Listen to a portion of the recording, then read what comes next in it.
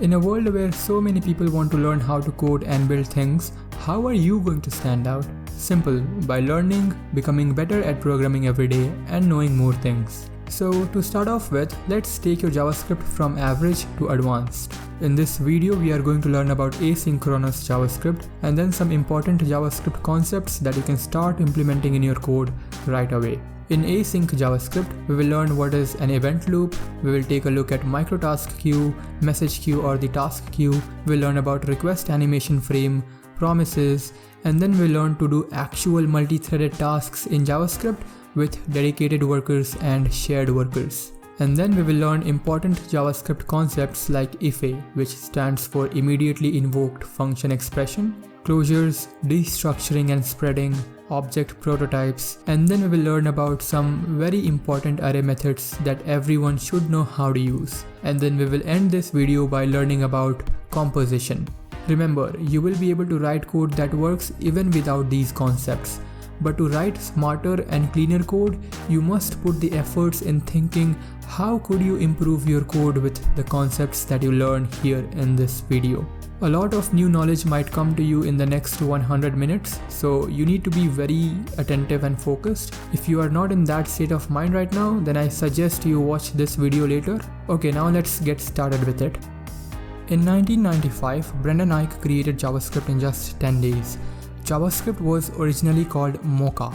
So you see, JavaScript was not a very planned language, and since then there have been many changes and many new additions in JavaScript. So before we go ahead and learn all the advanced JavaScript concepts, I want to tell you about a fun addition that happened in ES6. In ES6, let and const were introduced. Before that, we used the var keyword to declare variables.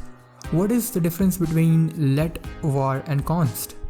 Let and const have block level scope, while var has function level scope. So if we run this piece of code, then console log z will print 4 on the console, while console log x or console log y is going to print undefined. 4 gets printed, but x is not defined. That happens because anything that is defined with let and const has block level scope, so it is not going to be accessible outside of the block in which it has been declared. But var has function level scope, so it will be accessible outside of the block in which it has been declared. And if we put this piece of code inside a function, then you should know that this variable z is going to be accessible inside this function and not outside of it, because it only has function level scope, not global. And there is one more thing that you should know about the keyword var. So if we declare a variable with the keyword var outside of any function, then this variable gets attached to the window object. And that is why we should avoid declaring variables with var keyword outside of any function, because the window object has too many variables and functions, and if we accidentally rewrite some of it, then it can create many issues. So you should avoid using var. Here you can see the variable z automatically has been added to the window object. JavaScript's runtime is based on an event loop. The event loop is responsible for executing code, processing events, and executing queued tasks. Event loop, well, goes on in a loop looking for tasks to execute, tasks that are categorized in different types of queues. The event loop decides when to execute a task from a particular queue, how many tasks to execute from that queue before switching to a different queue, and it does all this thousands of times in a second. And the end result gives us a working software. Let's try to understand how the event loop does all this by understanding its pieces. The first thing that you should know about is the call stack. JavaScript uses call stack to keep track of where it is in code and what functions are currently executing. If we were to visualize the call stack with this piece of code that has a function first name, a function last name, and a function print my name that prints the full name. Okay, so when this script is running, then the first thing that happens is that the print my name function is called and also gets added to the call stack. Then the first name function gets added to the call stack and it immediately returns and gets removed from the call stack. Then the last name function is added to the stack and gets removed from the stack immediately after it returns its data. After that, the console log is added to the stack, it prints the output, and then it is removed from the stack. And finally, the printMyName function finishes executing and is removed from the stack. Here you see everything is happening very synchronously, one by one. But how is it that we are able to wait for some amount of time with setTimeout before executing a function? If everything is so synchronous in JavaScript, then how is it that the setTimeout does not freeze everything on the main thread while it is waiting? It does not freeze the main thread because it does not wait on the main thread. It waits through the web APIs. JavaScript is single-threaded, but it has access to the web APIs available on the browser. Through these APIs, we are able to do things that are not possible to be done with JavaScript alone. setTimeout under the hood calls an API and waits for the specified amount of time before it executes the function. Let's visualize this piece of code that uses setTimeout and see how it all works. When this script runs, setTimeout gets added to the call stack. Under the hood, setTimeout communicates with the web APIs and tells the API to wait for 3 seconds on the runAfterTimeout function. After 3 seconds, the web API adds this function to something called as a message queue. So any function we try to call with setTimeout ultimately ends up in this message queue. And the event loop processes these messages only after the call stack is clear. If there are function calls happening in the call stack, then the event loop will wait for all those functions to return and clear the stack. And once the stack is clear, the callbacks from the message queue will be pushed onto the call stack. So with setTimeout, it is not guaranteed that the callback function will be executed in the specified amount of time. setTimeout only guarantees a minimum time to execution. This will become clearer when we try to visualize this script. Console.time here starts a timer and console.timeEnd ends that timer. And it also logs out the amount of time passed since the timer was started. I'm using this here to check how much time it took until runAfterTimeout is called. We are telling setTimeout to call this function in 3 seconds, but it is going to take longer than 3 seconds. Let's see how. When the script runs, console.time gets added to the stack. Then setTimeout tells web APIs to wait for 3 seconds. Fast forward to this line, the date.getTime function is repeatedly called and it stays on the call stack for 6 seconds.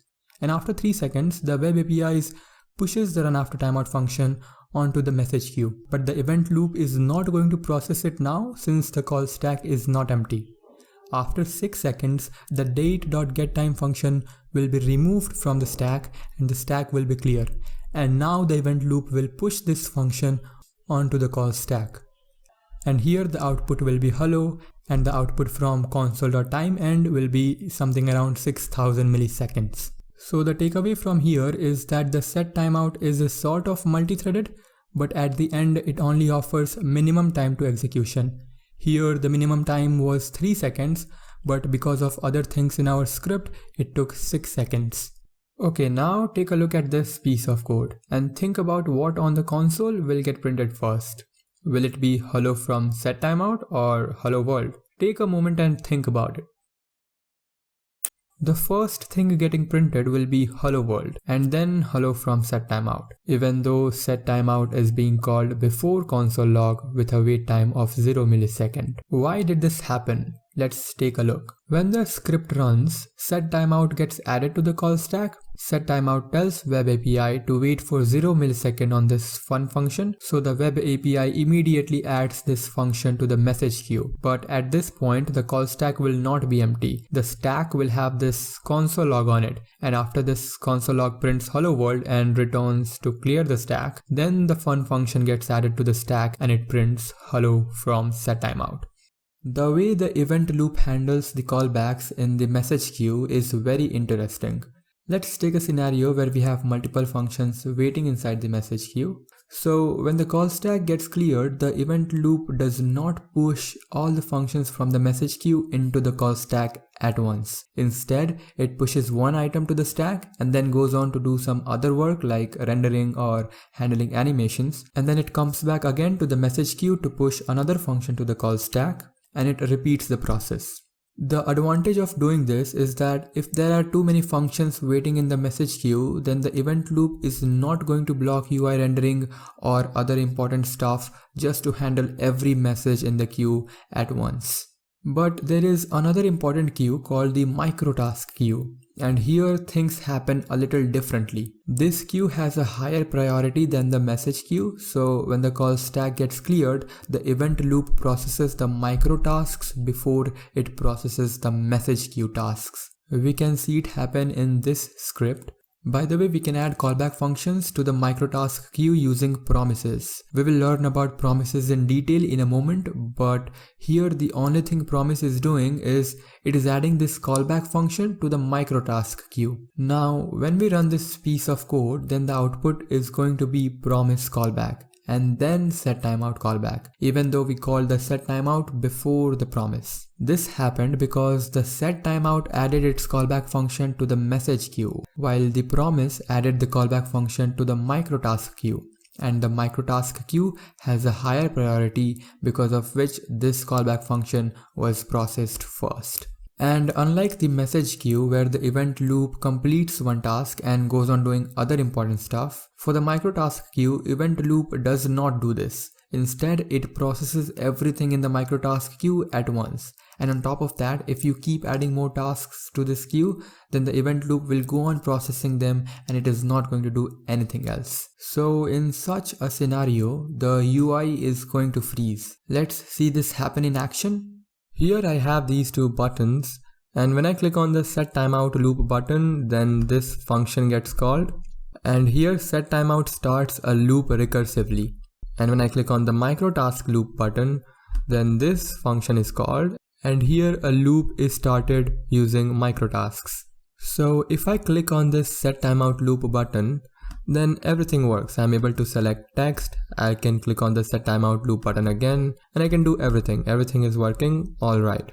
But if I click on the microtask loop button, then I cannot do anything now. I cannot select any text, I cannot click on any button, the UI has frozen, and my page is now unresponsive. One more thing that I want to tell you about is RAF, or requestAnimationFrame. requestAnimationFrame is a function available in JavaScript, and through this function we are able to add tasks to the animation callback queue. But why do we need this queue? How is it different from the message queue or the microtask queue? Let's understand why we need it with this piece of code. I have two rectangles in the UI, rectangle 1 and rectangle 2, and I'm going to animate these rectangles with these two functions. The first function, moveWithRAF, uses requestAnimationFrame to create a loop, and the moveWithRAF function moves the rectangle 1 by 1 pixel. Similarly, I have this moveWithSetTimeout function, and it does the same thing for rectangle 2, but here we are using setTimeout to create that loop. And then finally we are calling these functions to start the loop. Let's take a look at the animation here. RAF rectangle is moving slower than the setTimeout. Why? I mean, all we did was create two loops that do the same exact thing. So why does the RAF rectangle move slower? It has to do with how event loop handles the tasks in the animation queue. Event loop ensures that the tasks in animation queue are not called more than the frame rate of the device, which for most devices is about 60 frames a second. So the moveWithRAF function is not called more than 60 times in a second, since the requestAnimationFrame is queuing it in the animation queue. But with the setTimeout loop, event loop does not care about any frame rate. It is going to process those tasks as soon as it can, because of which the moveWithSetTimeout function is called more often than the moveWithRAF function, and the rectangles move with different speeds. In JavaScript, we can emulate asynchronous behavior with setTimeout, but we have already seen that setTimeout is not exactly asynchronous. It is a little bit async because of how smartly the event loop handles tasks, but you can fall into edge cases when building real-world softwares where the setTimeout won't be enough. You will need to be doing actual multi-threaded tasks, and for that JavaScript provides us with something called as web workers. With web workers, we can do actual multi-threaded tasks. But before we go ahead and learn about web workers, I want to talk about promises. Promises in JavaScript provide us with an interface to return data from async operations. They will make more sense when we see how they actually work, so let's go ahead with that. If you have done some JavaScript programming before, which I believe you have since you're watching a video which is not that beginner friendly, you must have used fetch to get some data from the internet. Fetch takes in a URL, it makes a network request to this URL and also gives us the data returned from this URL through the then function on it. Fetch uses promises to return the data from its async operation. Here that operation is fetching data from the internet in the background. So let's learn to use promises by creating a function that mocks fetch. I'm going to create a function named fake fetch that takes in a URL and it returns a new promise. The promise takes in a callback function and the callback function takes in two parameters, and conventionally we call these resolve and reject. We will take a look at what these are, and as soon as we create a new promise, this callback function is immediately pushed onto the microtask queue and it is executed immediately. And inside this function, we do our async operation. Here that async operation is fetching data from the internet, but we won't actually be writing the code to fetch data from the internet. Instead, I'm going to mock the time that it takes to fetch data from the internet using setTimeout. The setTimeout is going to wait for 3 seconds, and after 3 seconds, it is going to call the resolve function. Why are we calling this resolve function? Whenever we create a promise, we do some background operations, and after doing the background operation, we return some data. We return that data to our main thread, and that main thread now takes over that data and does whatever it wants to do with that data. So we pass that data from our background operation to the main thread using this resolve function. We call this resolve function, and this resolve function takes in one parameter. That is the value that we are passing onto the main thread. Of course, this value can be anything, and here I'm going to make it an object with a property data, which is a string that says this is your data. We used resolve to pass on the data from our background operation to the main thread. Now what is this reject? Now let's say because of some reason our background operation failed. What we wanted to do we cannot do because some error has occurred. So we can tell our main thread about that error using this reject function. So in a network request, there can be many errors that can happen. You might not have internet connected to your device. Maybe the URL's format is wrong or the URL does not exist. There can be so many errors that can happen. And to tell the main thread about this error, we are going to use the reject method. Here the error that I want to check for is if the URL is empty. If the URL is empty, then the promise is going to reject. And this as well takes in some data, and the data is supposed to hold information about why the promise was rejected. So I'm going to pass in an object with an error property, and the error is going to be URL is not valid. Now this is how we create a promise. Now let's take a look at how we can use this promise. I'm going to make a call to this fake fetch function. I'm going to pass in a URL. The fake fetch returns a promise. And to access the value that is returned from this promise when the promise resolves, we call the .then function on the promise. Then takes in a callback, and the first parameter here is the data that we want to receive. And here I'm just going to log this data out. And if the promise is rejected, then to handle that rejection, we have this catch method on our promise. Through this catch method, we are going to catch our error. And here I'm just going to log out this error. Let me run and show you what is happening here. Our background operation is happening, and after resolve is called, we receive that data. And instead of a valid URL, I pass in an empty string. Then this time we should receive an error. Now, other than then and catch, the promise has a finally available to it. And this finally is called regardless of what the result of the promise is.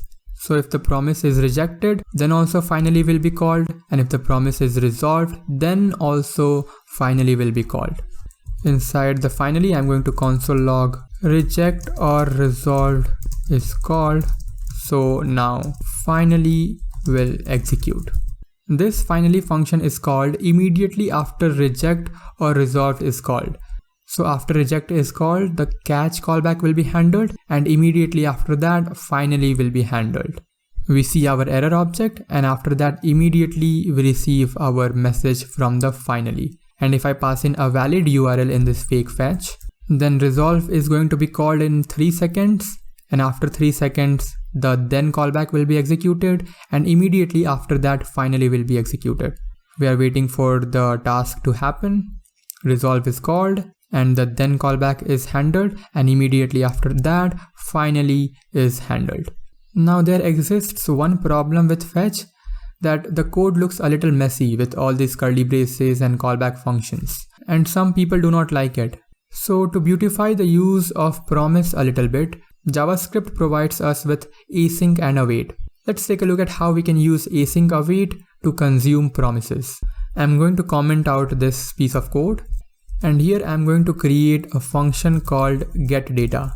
When this function is called, then we are going to make our request to the fake fetch. Here I'm going to call fake fetch, and now to receive the data returned from this promise without calling the then function on it, we can use the await keyword, and I will store the data returned from this promise into a variable. But we cannot use await in any function. We can use await only in asynchronous functions. So we will have to declare this getData function to be async, and for that we just type the async keyword in front of function. Now let me call this getData function, and I will also log out this data. And with async await as well, we are getting our data from the promise. So what is happening here essentially is getData is called, and when our code reaches on this line, it waits until the fake fetch function resolves its promise. And once the promise is resolved, that data is stored into our variable. But what happens if the promise is rejected? Let's take a look. So instead of a valid URL, if I pass an empty string, then an error is thrown. So how do we handle this error with async await? So to handle errors returned by promises in async await, we use the try catch block. And inside the try block, we make our call to the function that has to wait. And if any error occurs, then to accept that error, we call the catch function. And here I'm just going to log out the error. And now that error is not thrown, we are getting this object printed through our console log call. When a promise resolves, then the call to the resolve function stays on memory as long as the promise object stays on the memory. And this is very interesting and useful. Let me show you what I mean with this example. Here I have a promise that calls the resolve function in 3 seconds. And when it calls the resolve function, then at that point of time, there is nothing in our code that is going to handle this promise. We are handling this promise after 5 seconds with this setTimeout. And if I run this, then you see it still works. So basically, once a promise has been resolved, it can be used indefinitely anywhere in our code. Okay, now let's take a look at promise chaining. Here I have a promise that resolves immediately with a string that has a few words separated by spaces. Now what I want to do is convert this string to a list and then print it. To do that, I am going to call the then function on this promise, and here I can convert the data into a list, and then I can log it out. But what if I wanted to segregate these two tasks? We use chaining in promises to write neater code.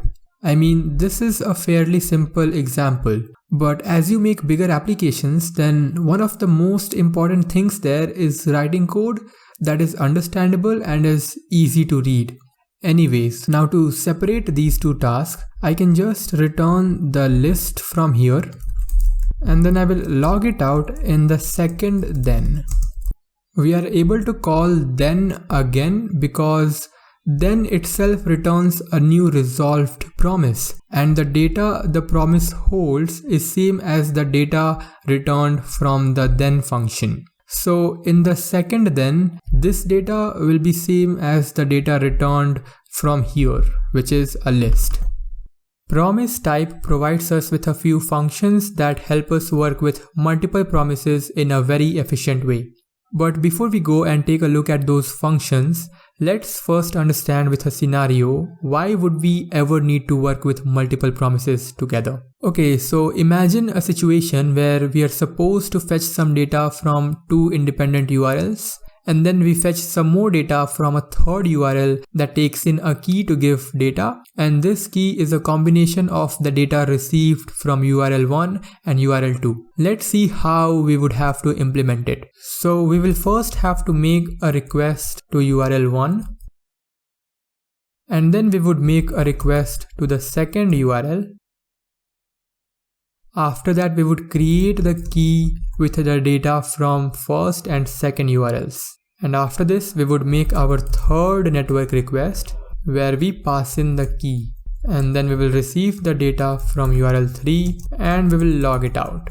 Wow, so this is horrible. It is horrible for multiple reasons. First is all this nesting. It looks pathetic. And also all this code is slow. I mean, we could have made the calls to URL 1 and URL 2 simultaneously. There is no need for us to wait until we fetch the URL 1. These two tasks could have happened simultaneously, and it would make the network requests faster, thus creating better user experience. We can fix these problems with this function, promise.all. The fetch request returns us a promise. So let me create a new variable p1 that is going to store the promise returned from fetch. And here we are going to fetch URL1. And I will create another variable p2 that is going to fetch data from URL2. Now this promise.all accepts an array of promises, and when all these promises resolve, then it returns us a new promise which has the data for each of the promise we passed to it.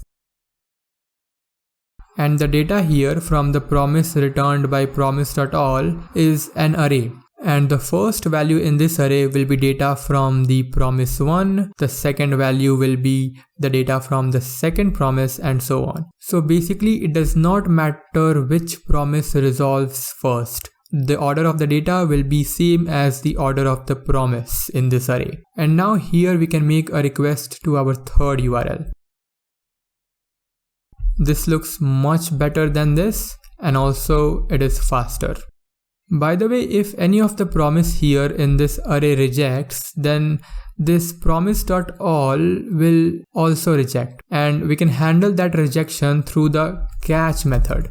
But what if we didn't want it to reject if any of the promise fails? For that we have promise.all_settled. Promise.all_settled resolves regardless of the result of the promises in this array. If some of them reject, then also promise.all_settled won't throw an error. Let me create a few dummy promises to show you this. I have two promises. First one resolves immediately with some data, and the second one rejects immediately. And now if we call promise.all_settled and we pass these two promises in this all settled, then this all settled will succeed even though the second promise is rejecting. And the data that we receive will look something like this. Here we receive an array of objects, and every object has a status and a value. If the status is fulfilled, it means resolve was called for the promise, and if it is rejected, then reject was called. And the fulfilled promise has a value, which is the data the promise resolves, and the rejected promise has a reason for its rejection. Other than all settled, we have this any function available on the promise. This any function gives us the data of the first promise in this array which resolves successfully. So if I add a timeout in the first promise, and in the second promise if I make it resolve instead of reject, and I will also change this error to data, then on the console we receive the data from second promise printed. That's because the second promise was resolved before the first promise. But what happens if we call reject in the second promise? If we call reject, then we receive data from first promise. So the promise.any gives us the data of the first promise which resolves successfully. And if every single promise in this array rejects, then it is going to throw an error. So if I make this p1 reject, then we see an error, and that error can be handled by the catch function here. And we also have this function called raise. This function is similar to any. Instead, if any of the promise in this array fails, then this entire promise is going to throw an error. So promise.race makes sure that every promise in this array is resolved. But when it comes to returning us the data, then it gives us the data of the first promise which resolves successfully. So in my promises, if I make them resolve instead of reject, then on the console we see data from second promise since P2 was resolved first. And if we make it reject, then we should see an error. But with promise.any, we wouldn't have seen an error. Instead, we would have seen the result from the first promise. We are going to learn about web workers by understanding why we need them. I have this array of numbers here, and we are going to write code to check if each of these numbers are prime or not. And also we will log the amount of time it takes to check if each of these numbers are prime or not. In my JavaScript file, I have already written some amount of code. So first, let's go through this. I'm using this fetch request to import this nums.json in our program. Fetch gets the file, then it converts the content of the file into a JSON. And finally, we get that JSON in this function through this variable. And I have already written the function that checks if a number is prime or not. This function takes the number for which prime has to be checked, and it takes a second boolean parameter should log time, and if this boolean is true, then it is going to print the amount of time it took to do all the processing. So here when the should log time is true, it's going to be true only when we have reached the last number in our array. Then we are calculating the amount of time it took since the start time, and we are logging it out. Okay, now let's pass each of the number from this numbers array through this isPrimeNumber and see how much time it takes to do all the processing. I'm going to create a different function, check for prime, that takes the numbers array. It creates a for each loop on this numbers array, and for each number it is going to call the isPrimeNumber function. The first parameter is a number and the second parameter is a boolean, and this boolean will be true only if this number is equal to the last number in our numbers array. And we can check that by calling numbers.add -1 is equals to the num or not. Through this we are getting the last value in our array, and if that is equals to the number that we are currently processing, it means that we have reached the end of this array, and the prime number should log the amount of time it took to do all the processing since the start. And now we can call this check for prime here. Let me run and show you the result of this. The script is running, and since we are doing all the calculation on the main thread, the UI is frozen. I'm not able to select any text. I'll not be able to click any button, but the processing is happening. And it took about 20,000 milliseconds, that is about 20 seconds to do all the calculation. And now that the processing is done, our UI is interactive again.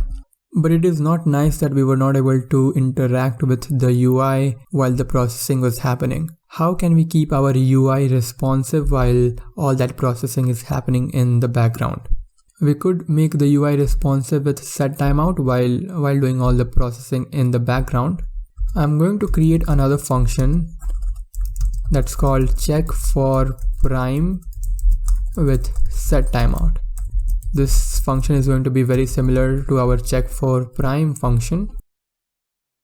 And here, instead of directly calling isPrimeNumber, I'm going to do that with setTimeout.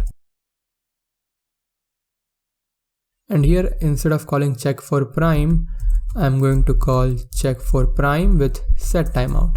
And if we run this script, then the processing will happen, but the UI won't freeze. But why won't it freeze? It won't freeze the UI because this setTimeout will queue the function calls in the message queue. And in the message queue, the event loop does not process everything at once. It takes one task, processes it, goes on to do other things like UI rendering and all that, then comes back again to the message queue to pick another task and execute it. So just by pushing all our calls of isPrimeNumber onto the message queue, we get rid of the UI blocking. Let me run it and show it to you.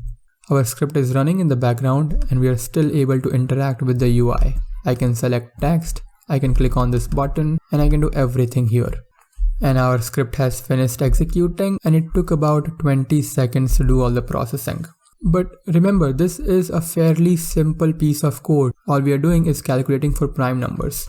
But in real applications, the code is not going to be so simple. The message queue will not be the only place from where event loop will be picking tasks from. There are so many queues. So right now the setTimeout took same amount as the main thread. But if there are other tasks in other queues, then event loop will be processing those tasks as well. And the tasks in the message queue will have to wait for other tasks to complete, and instead of 20 seconds, it's going to take longer than 20 seconds.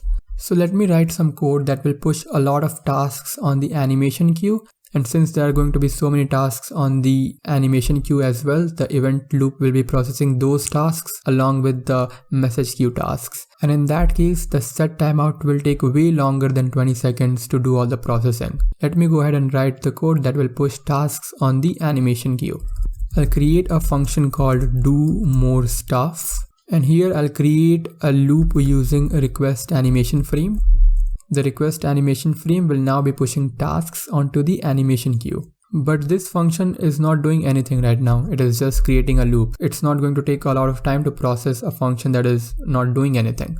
So to mimic some task, I'm going to add a while loop here, and with that while loop, I'll add some delay. I'll create a variable named startTime, and I'll get the current milliseconds through this getTime function. I will create an infinite loop with while true, and I'll check if new date.getTime minus startTime is greater than 40 milliseconds.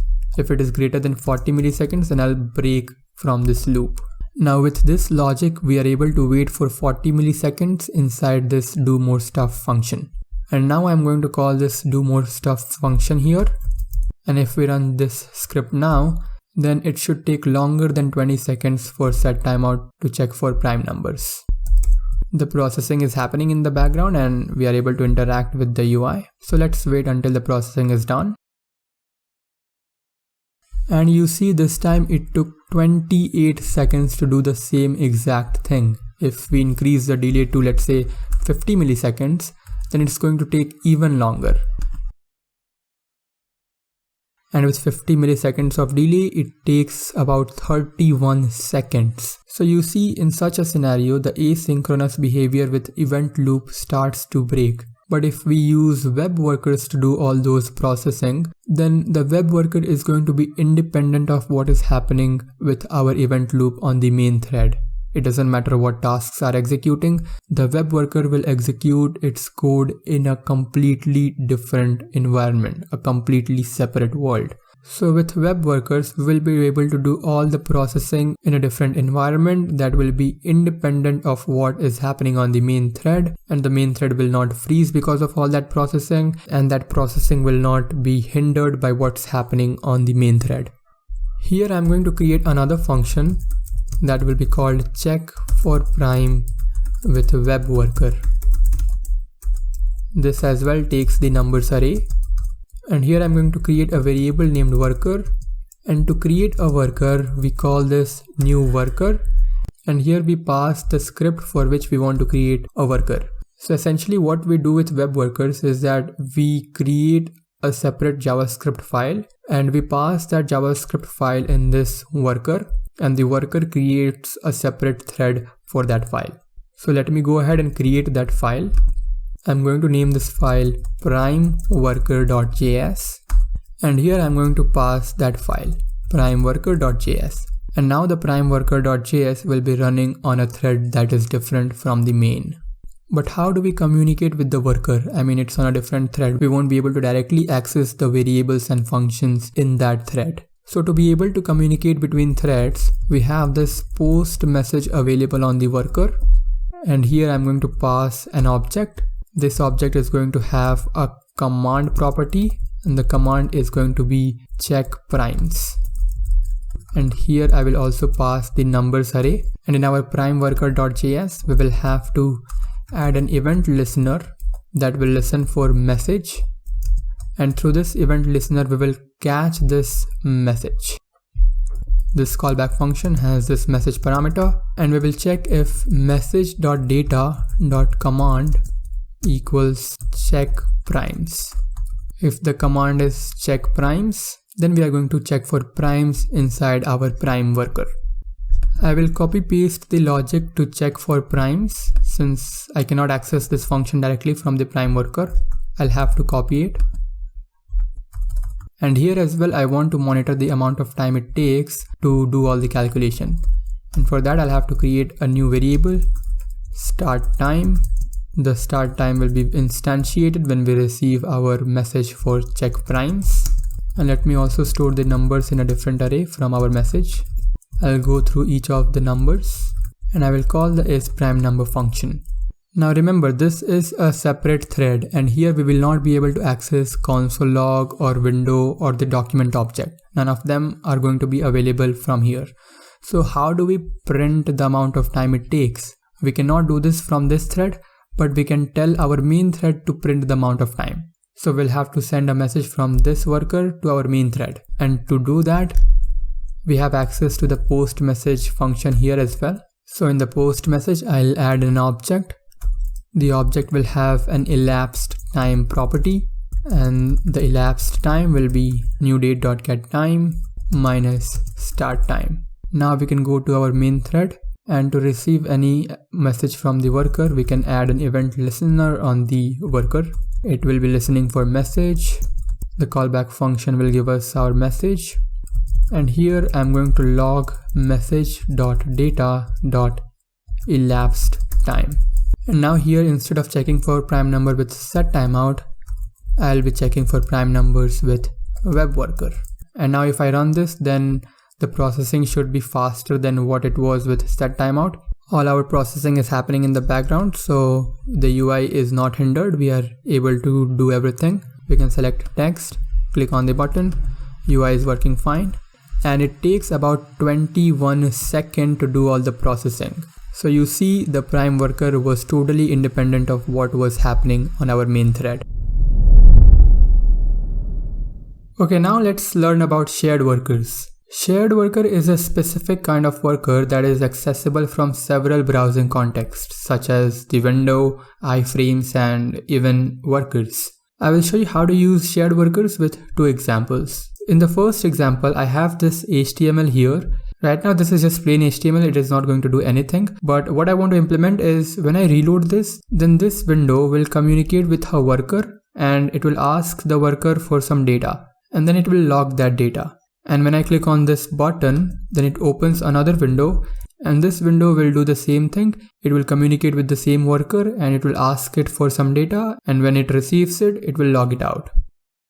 And now for the second example, I have this another button that says send data to window 2. So when I click on this button, then window 1 will send some data to window 2 through the web worker. And same thing over here for window 2. When I click on this button, then window 2 will send some data to window 1, and window 1 will log it out.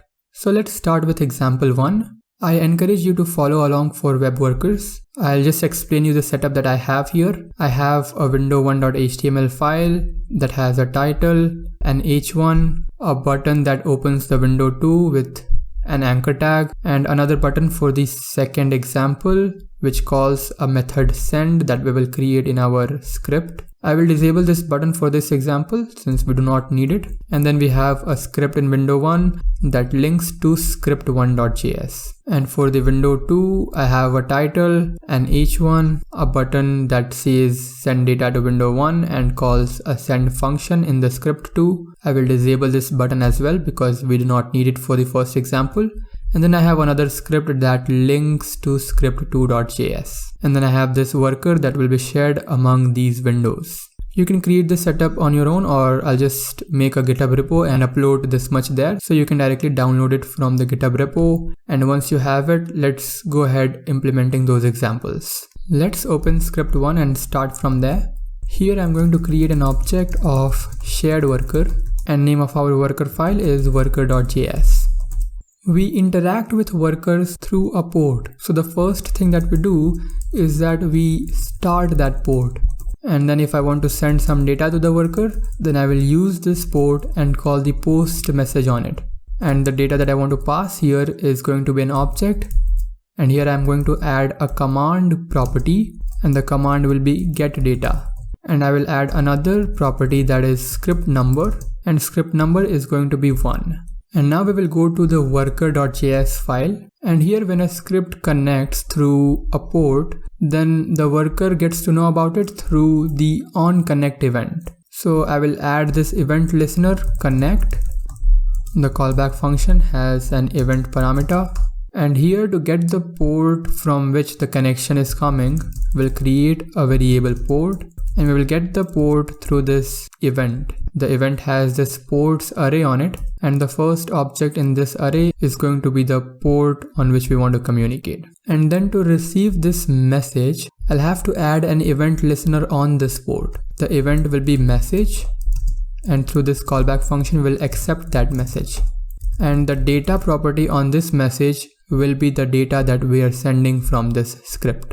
So here I'm going to write a switch statement, and I will switch the command from this message data. And if the case is get data, then I will send some data to this script back. And to send data, I just have to call the post message on this port. And the data that I'll be sending is a string that says script1. And then I'll break this case. And now to read this message in this script, I'll have to add an event listener on this port, and it will be listening for a message. And I'm going to simply log out the data from this message. Let's run and see if this much is working. And it's not working. Let's see why. It did not work because here as well we have to call the start method on this port. And now if I run it, then it should be working. And we are getting the data back from our worker.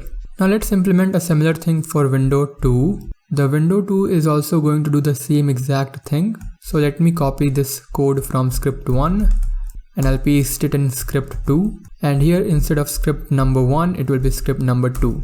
And now if we go back to the worker, then here the script 2 will also be getting this data. But we want to differentiate that. For script 2, it should say script 2 and not script 1. So for that, we can add a little if statement here. We can check if message.data.script number. Remember, we are sending this script number here in our message. If the script number is 1, then we will be sending this data. Otherwise, we will be sending script 2. And now let's run and see the result. We get script 1 for window 1. And if I open the second window, then here we receive script 2 from the worker. Okay, now let's learn how we can communicate between these two windows using shared worker. I'll go to my window1.html and I will disable this button. And now in my script1.js, I have to create this function send. And when that button is clicked, then I will send a message to the worker. The message will have a property command, and this time the command will be send data, and the data that we'll be sending will be stored in this text property, and the text will be message from script 1. This is what we will be sending to the second window, message from script 1. And we will also add the script number, which is 1. And we need the same exact function for the second script as well. So let's go there and paste this function. And here I will change the script number to 2 and the message will be message from script 2. This is the message that we will be sending to our first window. And I also have to enable the button in my second window.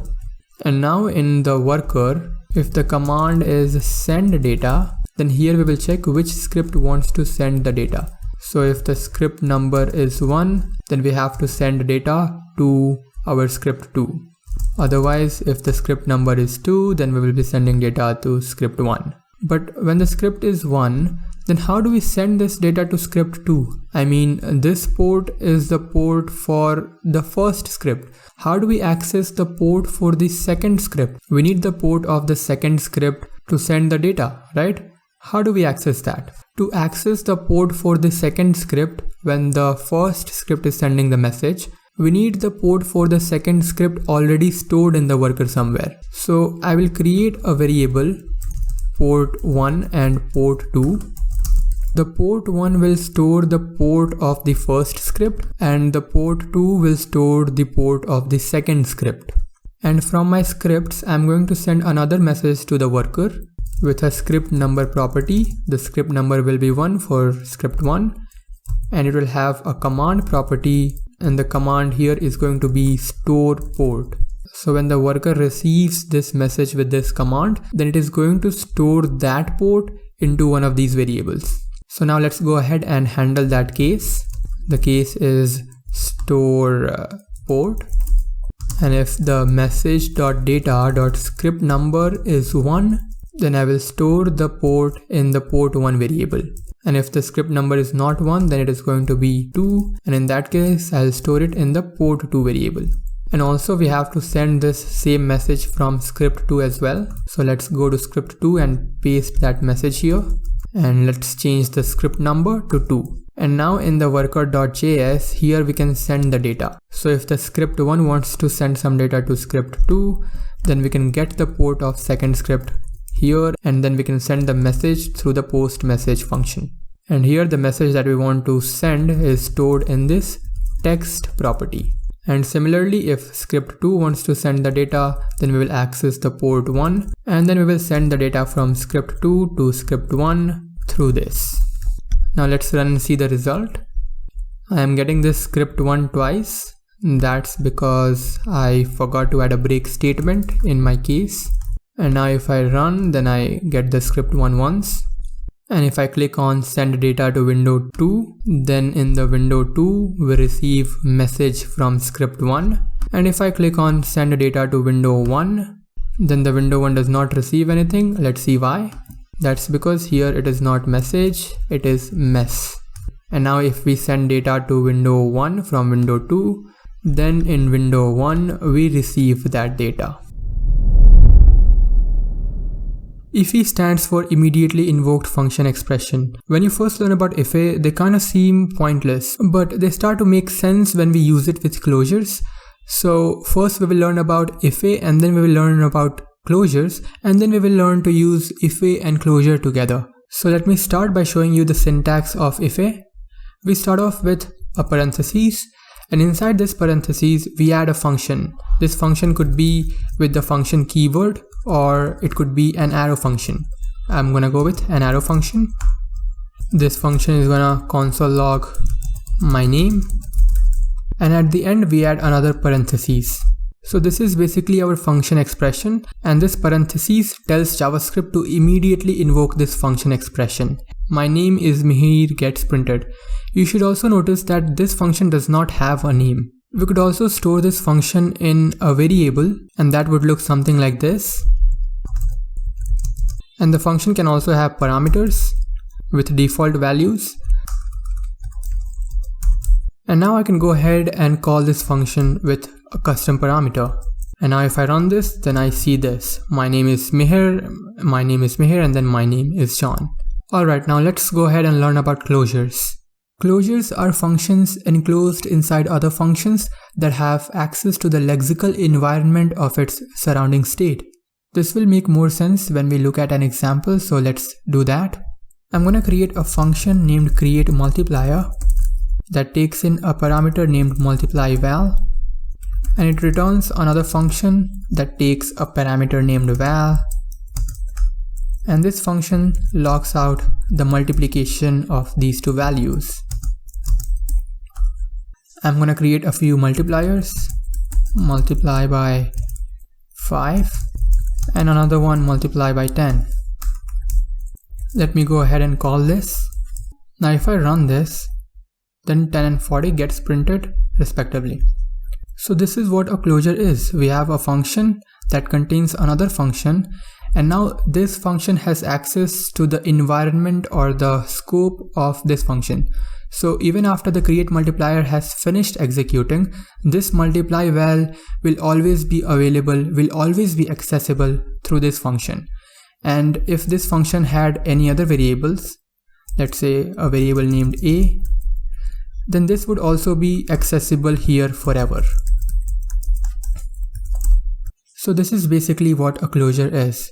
Closures are mostly useful in encapsulating data. They are used in places where we do not want to leak or expose a variable to a bigger scope, a scope where the variable is not required. Let me go ahead and give you another example of closure, and this time we will use IIFE, immediately invoked function expression, with the closure. I want to create a function that increments a counter, and every time it increments the count, it logs out the value. How could I do that? I could create a variable and instantiate that with 0, and then I can have a function that increments the value. But I also don't want this counter variable to be accessible in the global scope. Since this function is the only place where it is being used, I don't want it to be accessible through any part of my script other than this function. So how could I do that? Could I just add this counter variable here? But this wouldn't work because every time the increment count is called, it would reset to 0. So you see, we are not able to encapsulate this counter variable in this function. But we could do that with closures. How would that look like? Now to do that, I could create a function createCounter, and inside this I could instantiate my counter variable to 0, and then this function will return another function that increments the counter value and logs it out. Let me go ahead and use this closure. And now I can do what I wanted to do by just calling this function anytime I want. You see, 1 and 2 gets printed and the counter variable is encapsulated. Now I want to make this code a little bit more efficient and smaller, and we can do that with IIFEs. With IIFE, we will be able to get rid of this createCounter method, and we can just directly instantiate the increment count function. So instead of doing all this, I could simply have a variable named increment count, and the syntax for IIFE is parentheses, inside that our function, and in here I can have my counter variable instantiated, and this function now can return a function that does our job. And now to complete this IIFE, we'll have to add parentheses at the end. And now I can start calling increment count that would do the job. And now you can see this style of code looks much better and more advanced, so use this, and it still works. So this was all about closures and IIFE. Destructuring allows us to unpack array values and object properties into variables. With destructuring, we are able to write cleaner and concise code, so let's learn about it. I am going to get an array object here with which we can work. So if we wanted to unpack some of the values from this array into distinct variables, then that would look something like this. Inside the square brackets, we will have the names of our variables. So let's say value 1, value 2, value 3, and we could just equate that to the array. And now v1 would point to the first value in the array, v2 would point to the second value in the array, v3 would point to the third value in the array. And if we wanted to unpack some more values, then we can just keep declaring variables here. Let me console log and show it to you. And you can see we have unpacked some of the values into distinct variables. These variables can also have default values. So if something is undefined in the array, then the variable will point to the default value, not the undefined. So here in this array, the first element is undefined, and therefore v1 is also undefined. So if we wanted to provide v1 a default value, then we could just type v1 equals to 0, and 0 will be the default value for v1. So if the first element in the array is undefined, then v1 will be 0. And now if I console log, then v1 will be 0. Now let's say you wanted to skip 300 and directly unpack 400, then how could you do that? So for that, you could just add a comma here, and you could add another comma, and then the name of your variable. And now 300 will be skipped. v4 will point to 400. And if you wanted to skip some more values, then you could just keep adding the commas. And now after 200, v4 will directly point to 500, since we have skipped 2 values in the middle. Now let's say we wanted to unpack a few of the starting values in this array, and we wanted to store the rest of the values in a separate array, not variables, a separate array. Then how could we do that? For that, we have the rest syntax. So if I do something like this, v1, v2, v3, and the rest of the array, then v1 is going to be 0, v2 is going to be 100, v3 is going to be 200, And this rest of the array variable will be an array that will store these values. And the syntax to get the rest of the values is triple dot, type 3 dots and the name of the variable. Let me log it out. And you can see we have 0, 100, 200, and we also have the rest of the values stored in a different array. Okay, now let's look at object destructuring. So let me get a dummy object to work with. Now if I wanted to unpack these keys into different variables, then it is very similar to destructuring arrays, except we use curly braces here. And inside the curly braces, we type the name of the properties we want to unpack. So if I want to unpack A and B, then I'll type that in and I will equate that to the object. If I console log A comma B, then 1 and 2 gets printed. And if I wanted a different name for these properties, then I could just type this colon and the new name for this property. And now the property A will be unpacked into this first variable. So if I want to access that, then I'll have to use first everywhere. And if I refresh, then I'll see 1 and 2 still there. But if I make it A, then I should see undefined. And just like arrays, if I wanted to store the rest of the properties in a different object, then I can use the rest syntax for it. I can type triple dot and then the rest of the object is going to store the rest of the properties. So A and B are not going to be in this, but everything else will be. Let me log this out. It's still undefined because, well, we can't use A. Let me change that to first. And you can see 1 and 2 gets printed and the rest of the properties are in this object.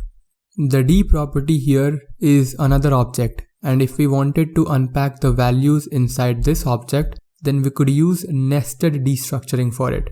Let me remove this rest of the object, and now I want to access this E property that is inside this D. How could I do that? So to do that, I can simply type D colon and curly braces, and inside the curly braces I'll type the name of the properties that are there inside the object D, which I want to unpack. Here I want to unpack E, then I'll type E, and if I wanted to unpack F, then I would type F. And if I want to name it something else, then I'll type colon and then something else. Let me log them out. E comma something else. And it is working. Okay, now we will take a look at how we can declare variables in advance and then destructure values into them. I'll create a let variable first, and now if I want to destructure this property A in this first variable, then the syntax for that would be parentheses, then curly braces. Inside the curly braces, the name of the variable in which we want to unpack data. Here it is first, and after the curly braces, I will equate this to the object. And if I console log first, then I should see 1 getting printed. But I see undefined instead. Why did that happen? That happened because the object does not have anything called first in it. It has A instead, so I will type A colon the name of the variable in which I want to unpack data. And now if I've printed, then I should not see the error. But let's say the name of the variable and the name of the property was same, then I wouldn't be needing to do this. So if the name of the variable was A, then I don't need to do all this. I can just have A inside the curly braces. And now if I refresh this, then I should see the same result. When you're building a real project, then many of the times you will not know the name of the key. You will have it stored in a string or something. So how can we unpack values dynamically? So let's say if I had a string variable key that is storing the value A, which is also a property inside this object, then how can I destructure this property dynamically? So the syntax for that is this. We have our curly braces, and inside the curly braces, we generally provide the name of the property which we want to access. Here we have that stored in a string. So if we want to use that string value, then we will type square brackets, and inside the square bracket we will type the name of the variable that stores the property. Here it is key, and then we type colon, and after the colon we type the name of the variable in which we want to store the value. So let's say first, and then we equate that to the object. Let me log out first and show it to you, and it is still going to print 1 if I refresh. Okay, now I want to tell you about something called as spreading. So let's say here I wanted to create a new array that has this string value new, and I wanted to copy this entire array into this new array. Then how could I do that? I can very easily do that by just typing triple dots and the name of the array which I want to copy here. And now if I console log this new array, then we should see all the values of this array inside here along with the values that this array already contains. And you can see the array has been copied. We could do the same thing with objects as well. So let me go ahead and create a new object as well with a new property. And now if I wanted to copy this object into this new object, then I will type triple dots and the name of the object which I want to copy.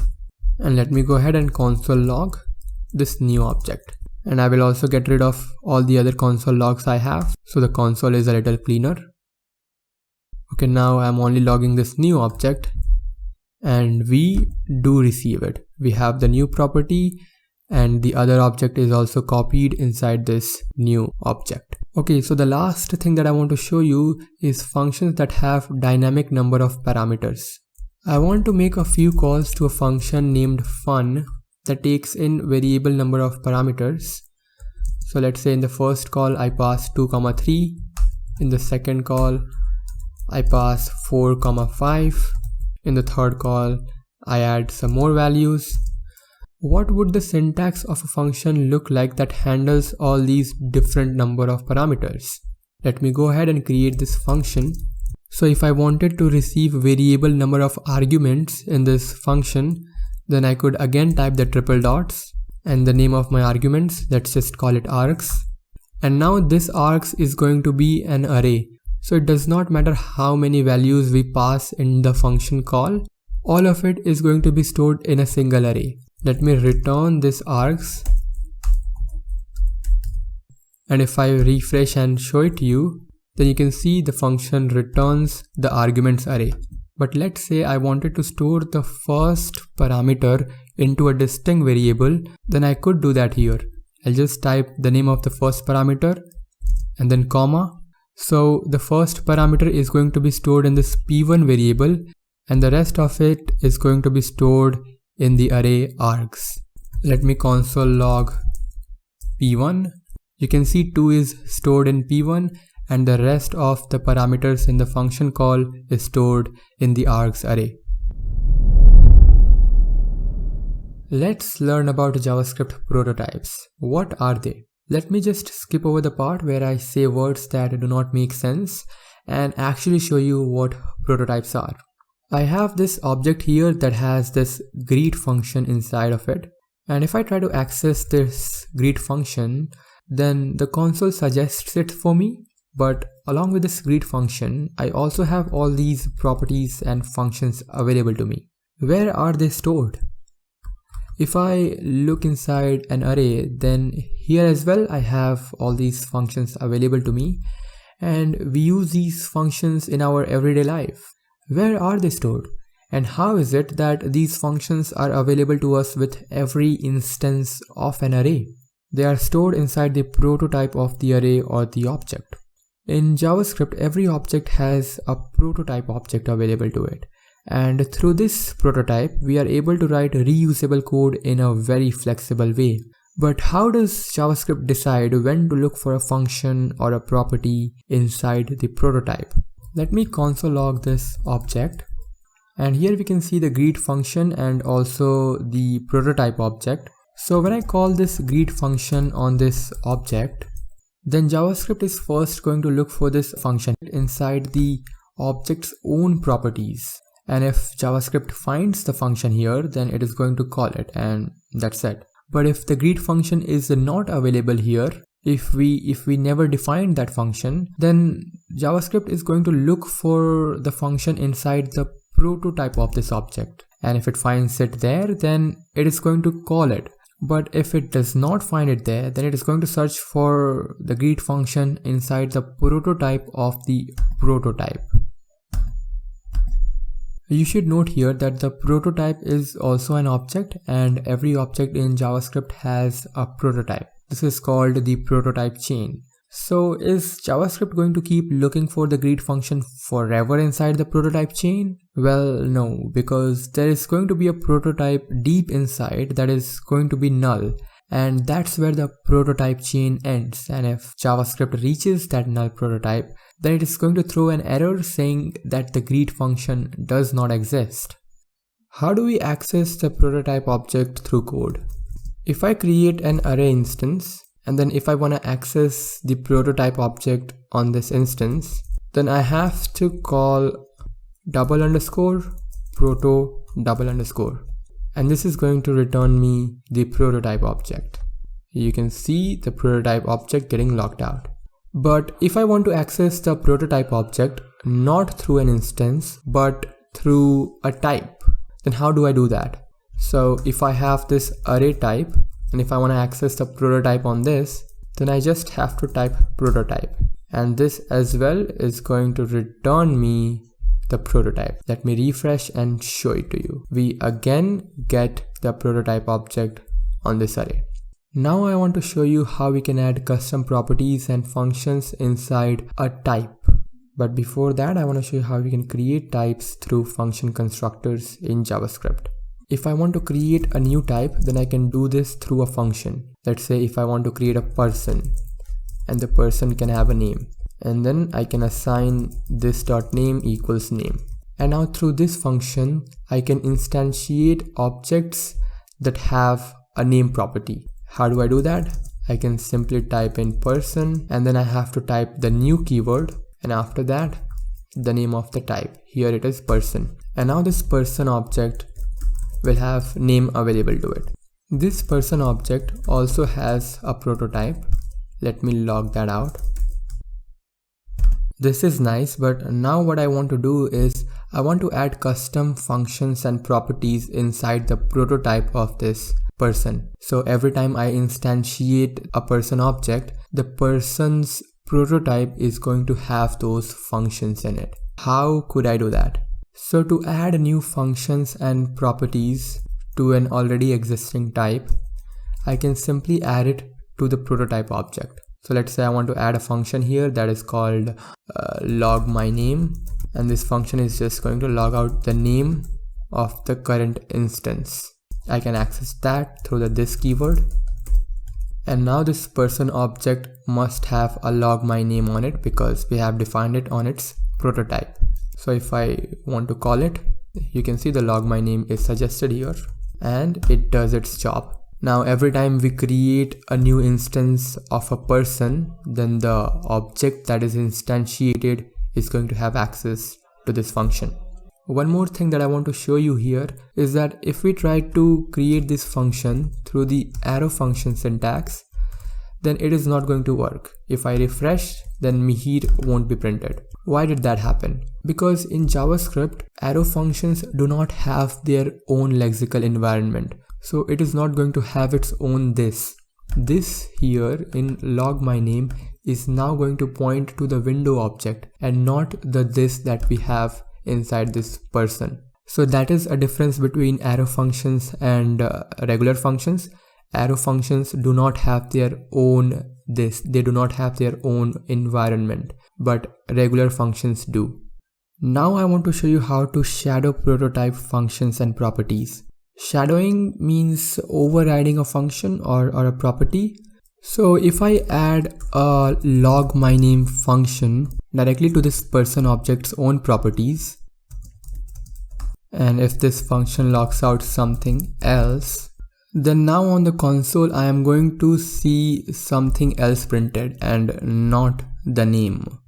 So by directly adding this log my name function directly to this person object, I did not replace this log my name function. I have simply shadowed it. What does it mean? When I call this log my name function here, JavaScript looked for this function inside the object's own property first, and it found the function and called it. But when this function was not here, not directly attached to this person object, then JavaScript looked for this log my name in its own properties, the object's own properties, but it did not find it there. So it went on looking for it inside the prototype, and it found it in the prototype, so it logged it out. So this is how we shadow properties of a prototype. It could be useful in some cases, but you should be very careful in using that, because if you accidentally rewrite an important prototype method, then it might ruin your life. So be careful with that.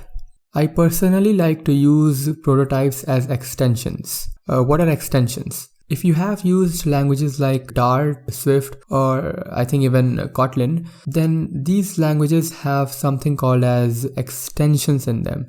And through these extensions, we are able to add functions and properties to built-in classes. And then these functions or properties can be used with any instance of that built-in class. So how would doing that look like in JavaScript with prototypes? Arrays in JavaScript do not have an intersect function.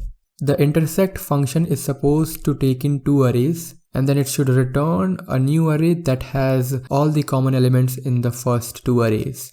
JavaScript does not have this function on this array, but this looks like a very common use case. So we can add that intersect function into the array's prototype.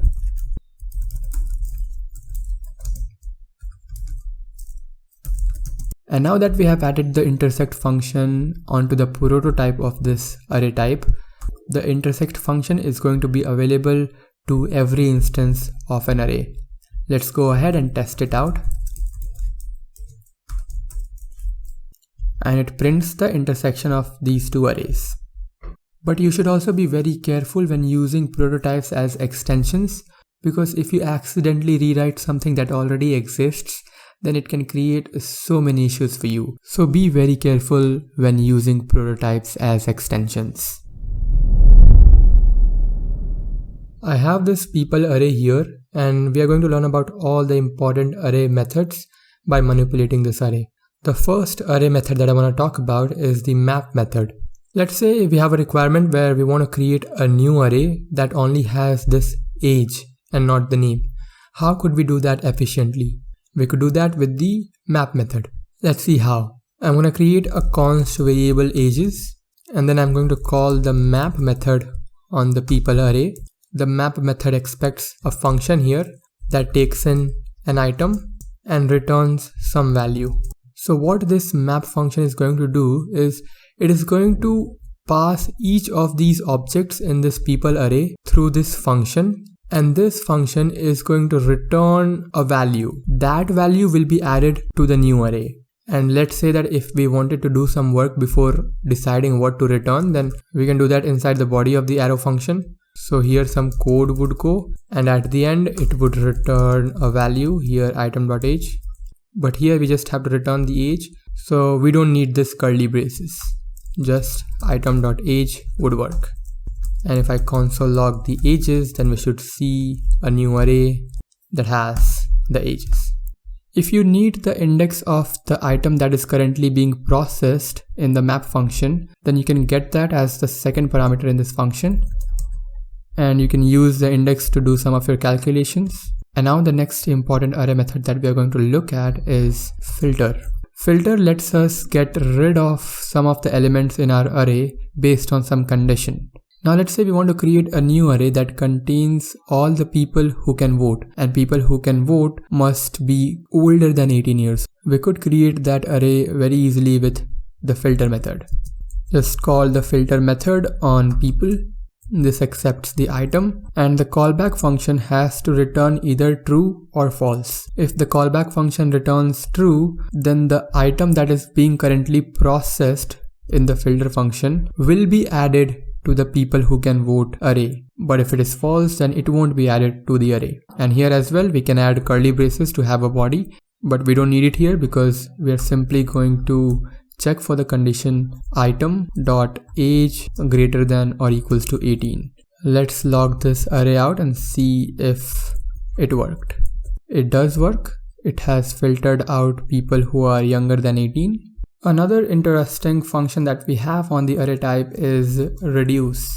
Reduce lets us go through every single value in an array, and at the end it lets us zero down to a single value.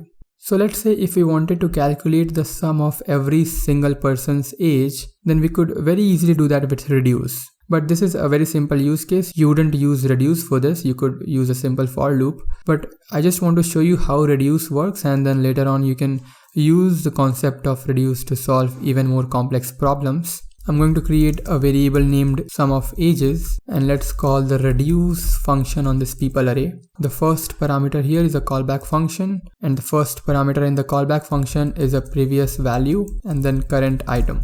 We'll take a look at what this is in a moment.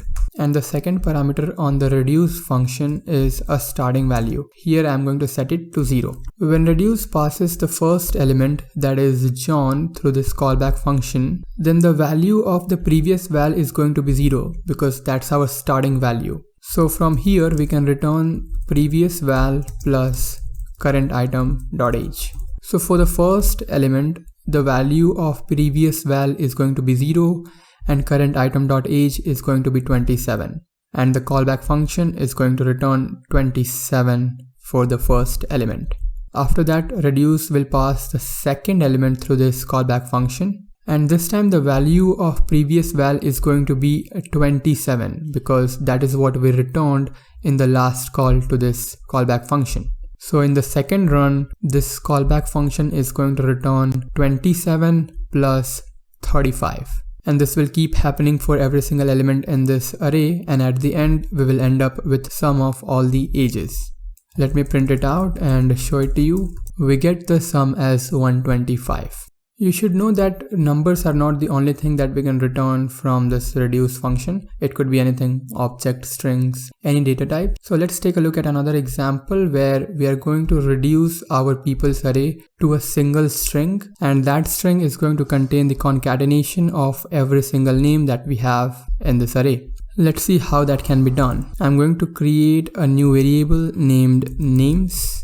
And then let's call the reduce function on the people array. The callback function is going to have a previous value and a current item, and it is going to return a string that has previous val space current item's name, and the starting value is going to be an empty string. Let's go through what's happening here. When the first element is passed through the reduce callback function, then the starting value is going to be an empty string. So the previous value is also going to be an empty string. And the callback function is just going to return the name of the first person, that is John. In the next call, the previous value is going to be John and the current value is going to be David, and the function is going to return the concatenation of those two. And by the end, we will have all these names concatenated onto our names string, and we have our names printed. Okay, so other than reduce, we also have reduce write available to us. Reduce write is going to pass the last element through this callback function first. So previously the order of execution was John goes first, then goes David, then goes Rohan. But with reduce write, the order is going to be Shaurya first, Fab second, then Rohan, then David, and so on. So if I console log the names now, then Shaurya comes first. Okay, so now let's take a look at array functions every and sum. The every function on the array type goes through each element and checks for a particular condition. If all the elements return true for that condition, then the every function is going to return true as well. But if even a single element returns false for that condition, then the every function is going to return false. So let's say we wanted to check if every single person in this people array is older than 15 years old. We could very easily get that information through every. So let me create a new variable named isOlder, and I'm going to call the every function, and this expects a callback function here that has item as the first parameter, and then the callback function has to return true or false for this item. The condition that we have to check is if item.age is greater than 15 years old. So if everyone is older than 15 years old, then this is going to be true. I'm going to log it out and show it to you. True is printed because everyone here is older than 15. But if I change it to, let's say, 18, then it should return false. The sum function does a similar thing. except even if a single element passes the condition, even if a single element returns true, then the entire thing is going to be true. So let's say you are 50 years old and you have a son, and your son wants to go to a trip, but you would only let him go to the trip if someone older than 30 years old is also going to that trip with them. So for that, we could create a variable named isSomeoneOldEnough, and I'm going to call people.sum to check that, and the callback function here is going to check if someone is greater than 30. And on our people array, we have David who is older than 30. So this isSomeoneOldEnough must be true. Let's log and check that. And true gets printed. But if I change this to 40, the minimum age required, then it should return false. And it does. Okay, now we are going to take a look at array methods find and findIndex. Find checks for a condition on every single element in your array and returns the first element that passes that condition. Let's see how that is going to look. So I'm going to console log the element in our people array where the age is lesser than 20. I can call the find function on people for that. And the callback function here is going to check if item.age is lesser than 20. And the find function returns the first element that matches this condition, which is this one, fab. And findIndex also does a similar thing, except it returns the index of the element and not the entire element. So let's see how that looks like. I'm just going to copy paste this, and instead of find, let's use findIndex. And 3 gets printed, which is also the index of this element. The last two functions that I want to talk about is slice and splice. Slice lets us take a few elements from an array when we define a starting and an ending index, and it looks something like this. The first parameter here is a starting index, so let's start with 0, and the second parameter is the ending index, and this should console log the first 3 elements that we have in our array, that is John, David and Rohan, and we do receive that. And if I make the starting index 1, then we will receive 2 elements starting from the index 1. And one more thing, instead of console log, if we use console.table when we are printing an object, then it prints that object in a very structured way. As you can see here, this is pretty neat. Okay, now splice on the other hand lets us delete elements from an array. So if I do people.splice, and the first parameter here is a starting index, and the second one is delete count, how many we want to delete. So let's say we want to delete 3 values. So this is going to return 3 values starting from the index 0 from our people array. So if I log out the people array, then I shouldn't see 3 values there.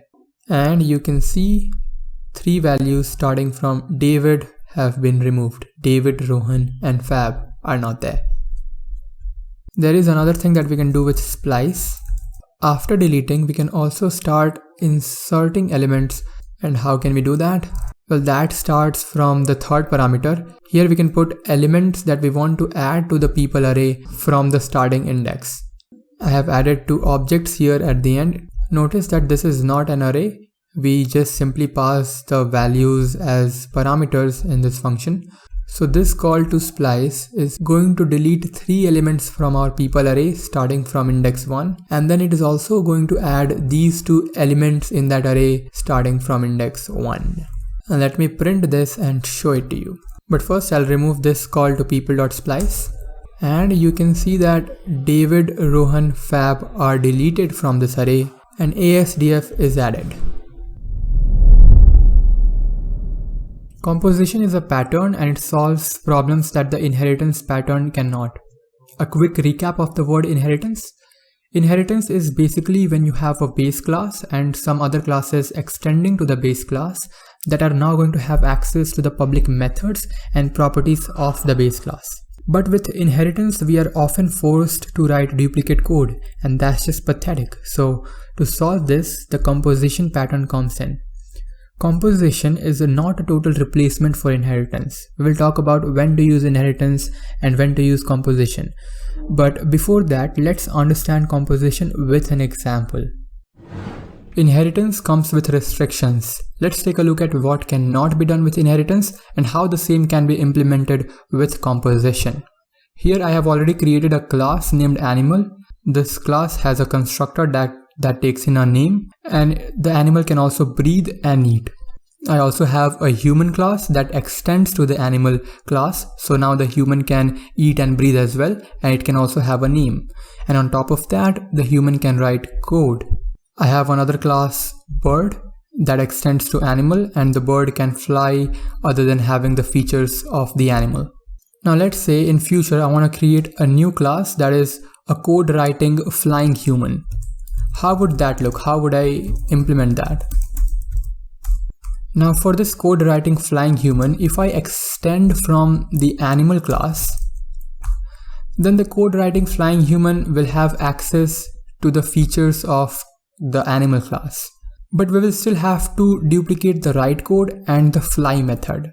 But what if we extend to the human class? If we do that, then the code writing flying human will have access to the write code method, and it will also have access to the features of the animal class, but it can still not fly. So you see, there is no good way around this. You will have to duplicate some amount of your code, and that's a problem with inheritance. This could be solved with composition. Let's see how. In composition, we basically create functions that return other functions and properties, and using those functions we can create entities like the animal or the human or the bird. Let's go ahead and create the same scenario with composition, and hopefully this time with composition we will not have the issues that we were having while creating the code writing flying human. I'm going to create a function named animal features. This function is going to accept a name as a parameter, and this animal features function is going to return all the features of the animal class. So it is going to return an object that is going to have these two functions in it, breathe and eat. I am going to create another function that is going to return the write code feature. This takes the name as well and returns an object with code function in it. And at last we will create a function that is going to return the fly functionality. Now we have all the functions that we need to create any of these possible entities. So let's go ahead and do that. Now if I want the human entity, then I will simply create a new function, create human, and whenever I need to create a new human, I will use this function. And through this function, I am simply going to return an object that is going to have the animal features, and the human is also going to have code writing abilities. So I will derive that here as well. And I would also want to know the name of the human later on, so I could add the name property in this object. And now with this function I can create humans. And I could do a similar thing for the bird by creating a create bird function. And the bird is going to have the animal features. It is also going to have flying ability, and we're also going to add the name property here. And now let's go ahead and create our code writing flying human. This time we will not have to repeat any logic since we are using composition. So let me create the function create code writing flying human. This is going to return an object with the animal features, flying ability, and also the code writing ability. We have created everything that we need, and now we are ready to use these features. So let me go ahead and create a human. And for this I can just simply call the create human function. I need to pass in a name, and now this is going to return me an object with animal features, code writing ability, and the name. And now I can start calling those methods in this object. Let me go ahead and run this so you can see that it is working. Alright, you can see the logs coming out here. Let me also create a bird object with the create bird function. And if I have to create my code writing flying human, then I could just call the create code writing flying human function, and it is going to return me an object with all the features that we need. The name here is going to be Mihir++ because superpowers. And now let me go ahead and call all the methods on this object. And here you can see all the features are working. Mihir took a breath, he wrote code, he ate food, Starling took a breath, Starling ate food, Starling is flying. Mihir++ took a breath, is flying, writing code, ate food, everything's there. This is how we inherit functions and features with composition. Now, composition is not always the answer, even though it is in most of the cases, but it is not a total replacement for inheritance. Let's talk about when to use inheritance and when to use composition. Composition should be used when your requirements are not completely clear. With composition, things can be modified very easily. But when we want to build things that are supposed to be more rigid and solid, where the requirements are clear, in those places inheritance should be used, as in most of the languages you can only derive from one base class. When a class needs all the features of the base class, well, that is a case of inheritance, and if it only wants some of the features, then that's composition. As a general rule, we use inheritance for things that have an is relationship. Mihir is a man, a car is a vehicle. Inheritance is for things that derive their base features from only one thing, while composition is for things that have a has relationship and derive their features from multiple places. For example, a house has a bathroom, but it also has a garage or a garden. So you see, with composition, we build things that have or can have many different features. But 80 to 90% of the times, composition would be the better option.